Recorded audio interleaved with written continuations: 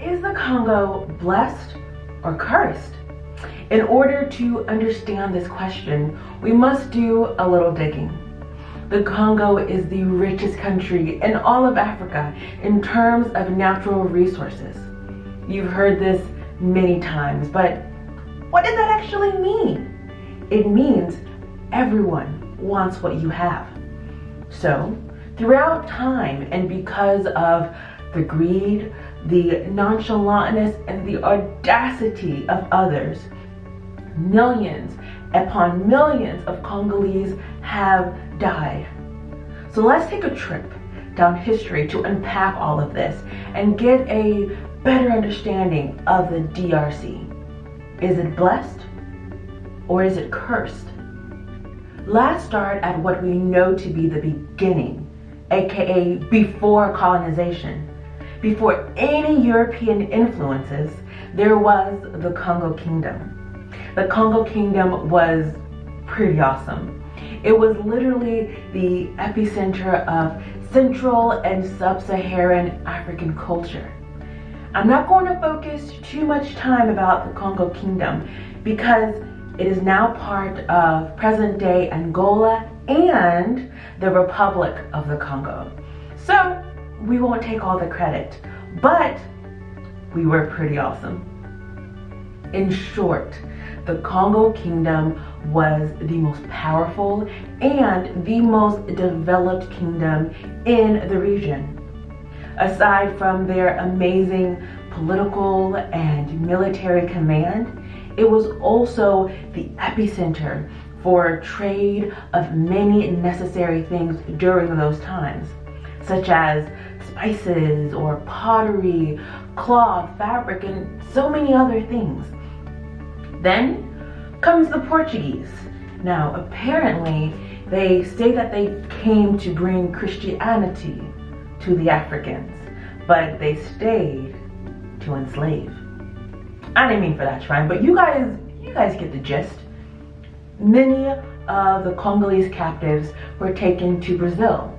And that is interesting because literally till this day, you can still see the Congolese influence within the Afro-Brazilian culture. The king at the time enslaved his own people in order to ensure legal slavery. But the Portuguese got greedy and wanted more slaves. This greed started the first battle of the Congo Kingdom versus the Portuguese. And the Congo Kingdom actually won that first battle. They were winning battles, but sadly they would not end up winning the war. Sadly, when the Congo Kingdom lost, a large influx of Congolese captives now entered South America, parts of the Caribbean, and North America. So, years have passed, and we're going to bypass the Atlantic slave trade, and let's fast forward to the year 1874. You guys, that was less than 200 years ago. Henry Morton Stanley, an explorer from London, goes to explore the region for King Leopold II.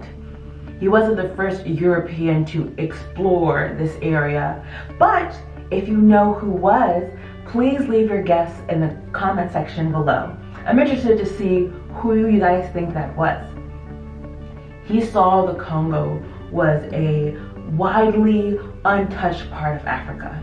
While the Portuguese were focused on exporting labor, King Leopold II saw how profitable the land was and how it could be used immensely for Europe, Europeans, and most importantly, himself.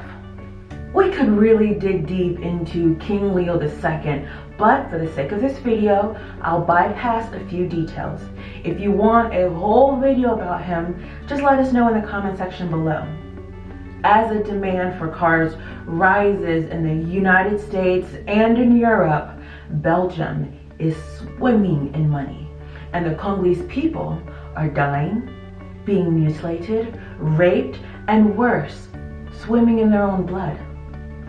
Who would think something could be worse than rape or death itself? finally, thanks to journalism, the atrocities happening to the Congolese people are now being forecasted and broadcasted throughout the entire world to see. And they finally decolonize the Congo Free State and turn it into the Belgian Congo. But we didn't want a Belgian Congo. This is our land, and they have overstayed their welcome, even though they were never welcome. Throughout grassroots movements, finally the Congo has gained their independence. So with that, you see a rise of the Congolese economy, education, and society as a whole. But then boom, here comes the rise of technology. You guys, this is like a really bad movie. It's like bad, bad, bad. Only something good, bad again. Guess what each device needs in order to function? Coltan. And guess where coltan is found? You've guessed it, in the Congo. So there are a few decades of child slavery, corrupt presidents, militias that are funded by external and internal governments. You guys, I don't like talking about this, but it needs to be known. Currently, we are still fighting battles just to get a fair share of what is owed to us and truthfully belongs to us. It's been a hell of a journey, but this generation is the most educated, the most vocal, and the most resourceful generation of Congolese that we have seen since the start of the Congo Kingdom. Yes, it's true, we've been through hell, but we're not going back.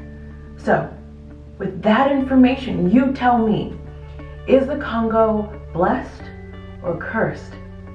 I can't wait to hear your answers. And let's just not think about the past. Let's think about the future of the Congo.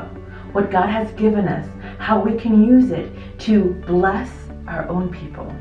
It might have been a curse in the past, but I want to hear it from you guys. Is the Congo blessed or cursed?